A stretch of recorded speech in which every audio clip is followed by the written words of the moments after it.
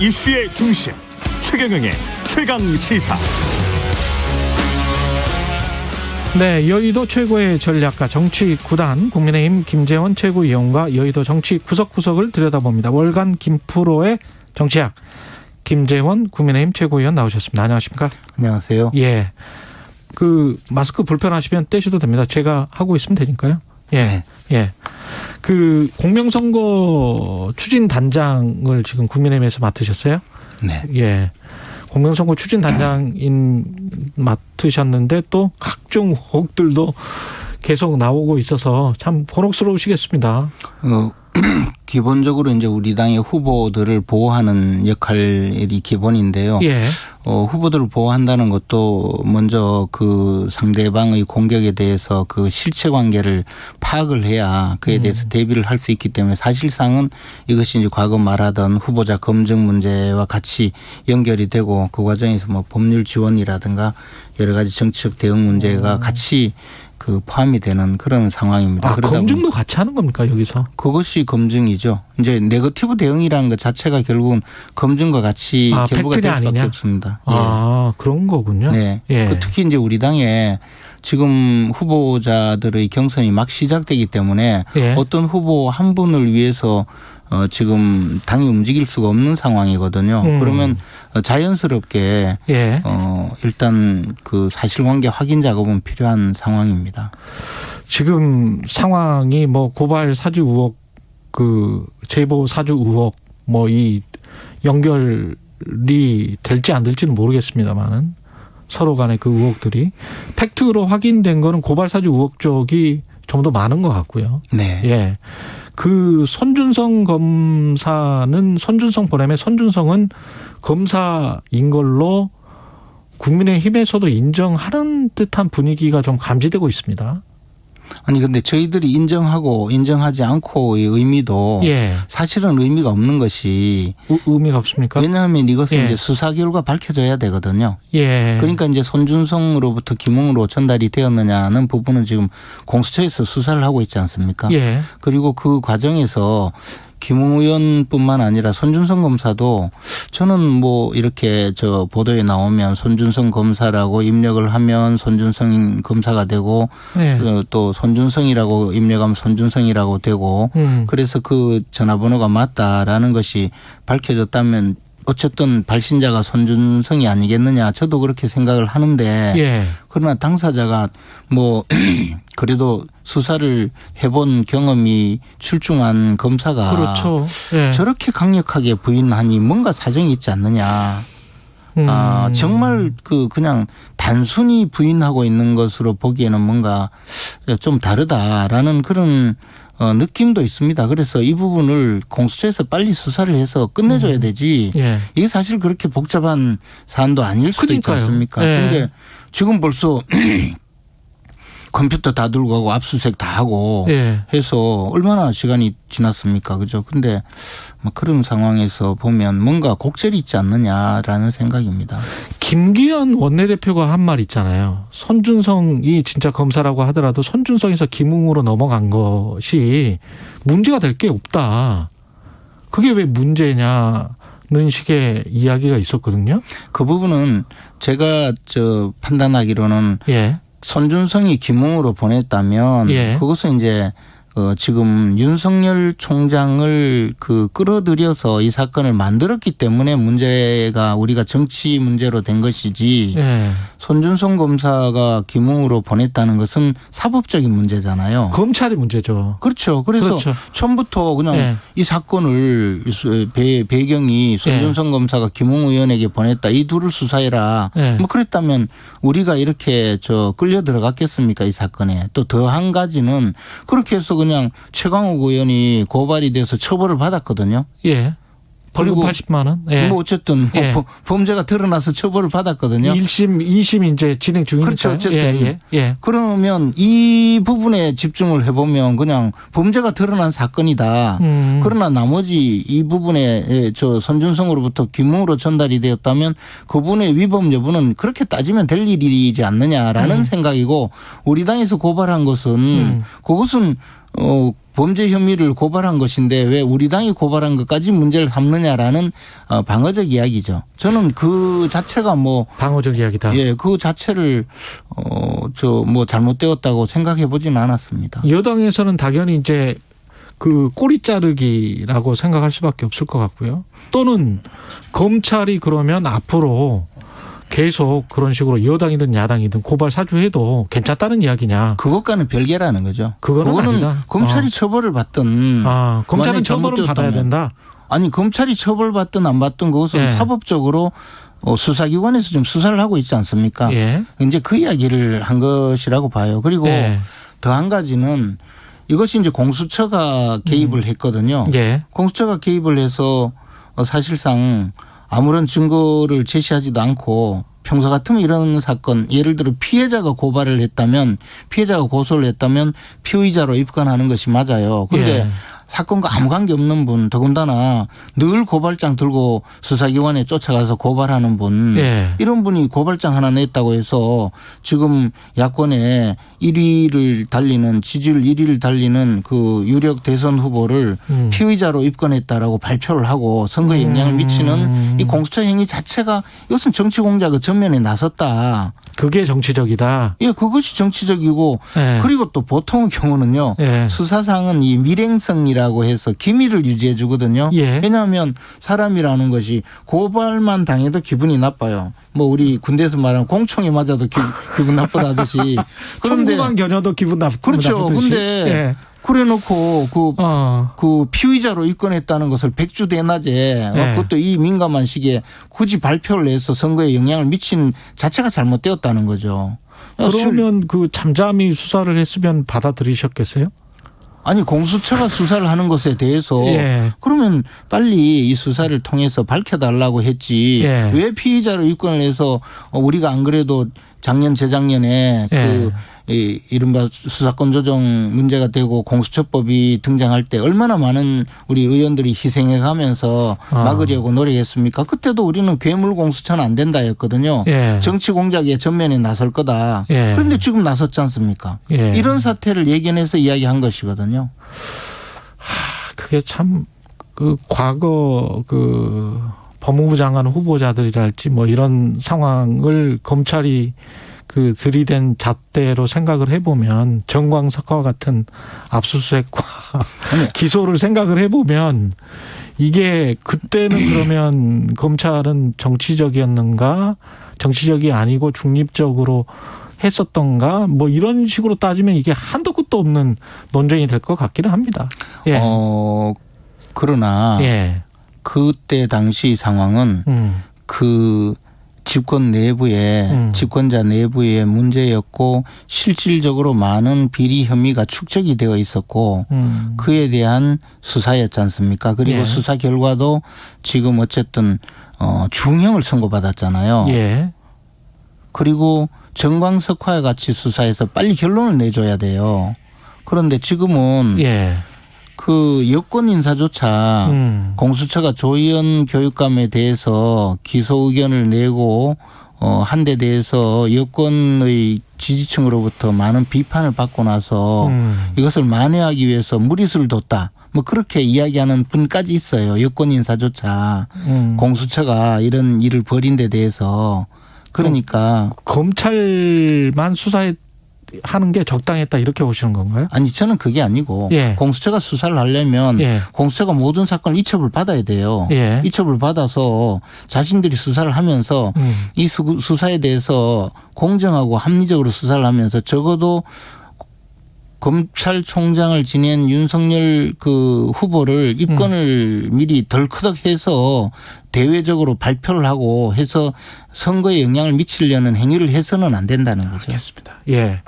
그 고발사주 의혹이 있고 이제 제보사주 의혹이 있는데 제보사주 의혹과 관련해서는 만났다라는 팩트가 있고요.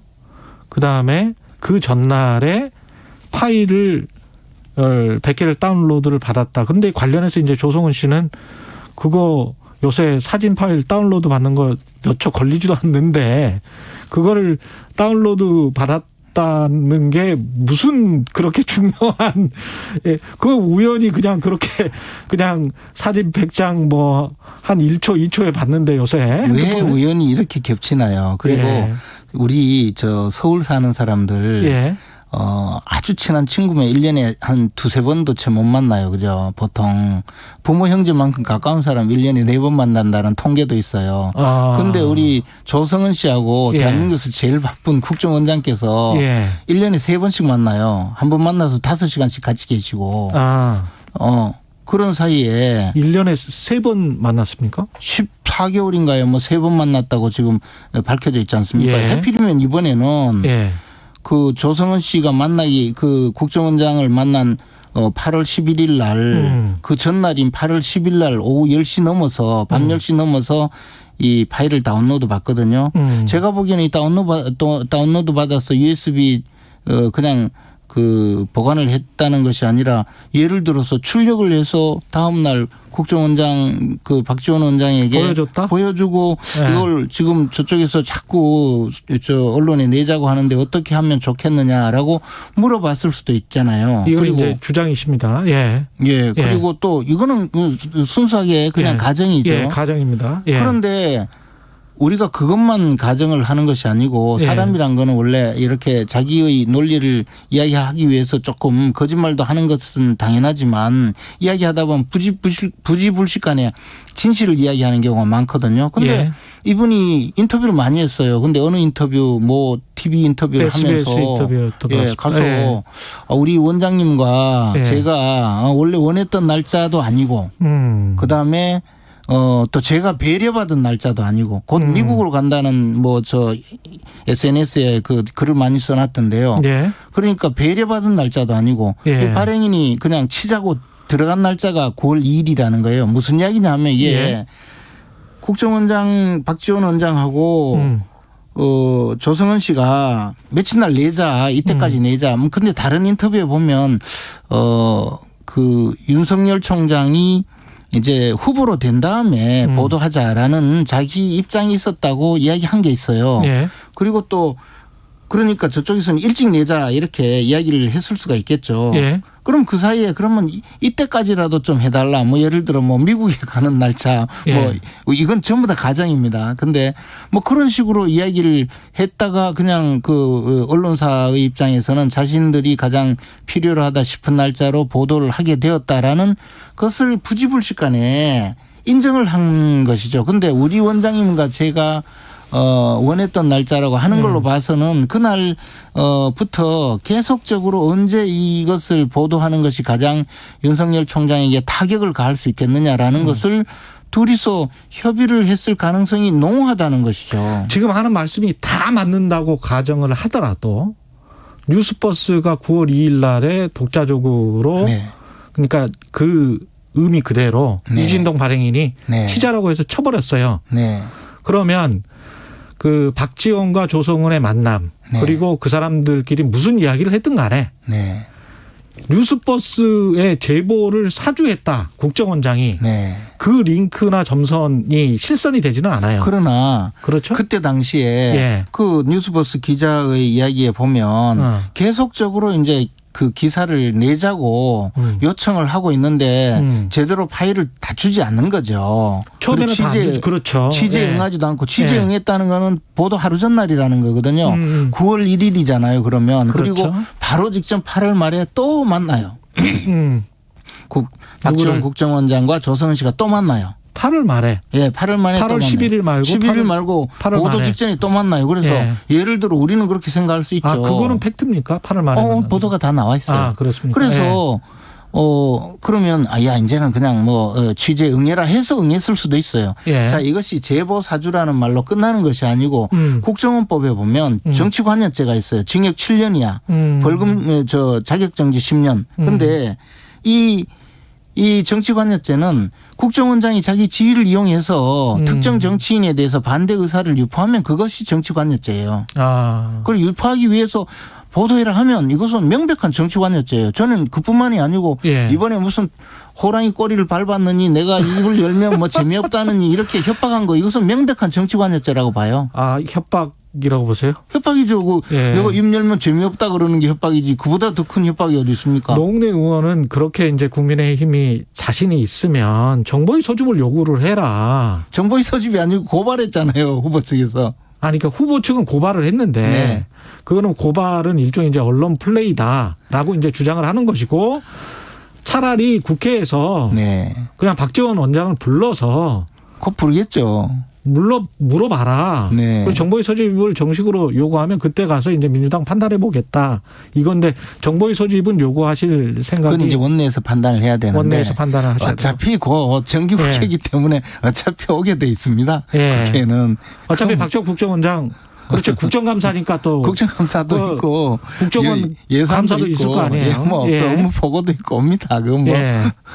그래 당장 불러서 이제 물어는 봐야 되겠네요. 그건 뭐 당연히 물어보겠죠. 근데 뭐 예. 그분이 스스로 입으로 정치구단이라고 이야기한 분도 처음 봤지만 내가 정치구단이기 때문에 뭐 저는 그 옛날 저 무슨 예. 장세동 안기부장이 나타났나 싶을 정도로 예. 이 국정원장이 그러는 국민을 상대로 내가 입 열면 뭐 재미없다 이렇게 이야기하는 거는 정말 문제가 있는 거죠. 결국은 정리를 해보면 고발 사주 의혹은 그 드러난 팩트대로 사법 처리를 하고 네. 그런데 저 위의 링크 그러니까 수사정보정책관과 검찰총장 간의 그 링크에 관한 어떤 또는 그 중간에 또 누가 있을 수가 있고요. 예. 그 링크는 어떻게 풀어야 된다고 보십니까? 만약에 링크가 뭐가 있습니까? 아니 점선이 그 쉽게 말해서. 직제상은 점선이 있으니까 직제상은 바로 밑에 보좌잖아요. 측근 보좌는 맞잖아요. 그 수사 그것도 아마 정책관이. 반부패 예. 부장 산하에 있을 겁니다. 아니 그러면 네. 그 위에 링크든 그 위 링크든 간에 네. 어디선까지는 밝혀져야 될 거 아니에요. 그 손준성 당연히. 검사가 맞다면 당연히 밝히겠죠. 수사기관이 지금 그거 혼자 했을 밝히려고. 리가 없잖아요. 검사가 동일체인데. 검사 통일치 원칙은 벌써 폐기됐고요. 또 예.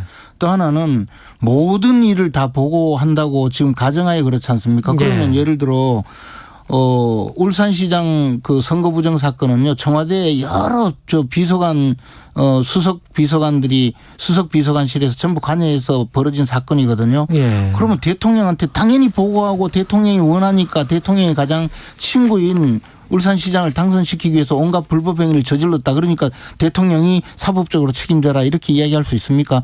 직접적인 관여가 드러나지 않았는데요. 예. 이걸 모를 리가 있느냐. 대통령 비서들인데 예. 그렇게 이야기만 한다고 되진 않잖아요. 증거가 알겠습니다. 있어야죠. 예. 컷오프 결과 관련해서 좀 여쭤봐야 될 것 같은데요.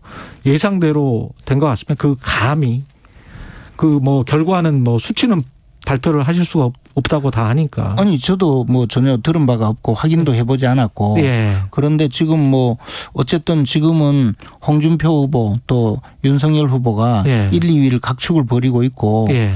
그것이 이제 그건 우리 팩트가 당의 그것은 맞는 뭐 거죠. 거의 1, 2 팩트로 각축은. 지금 예.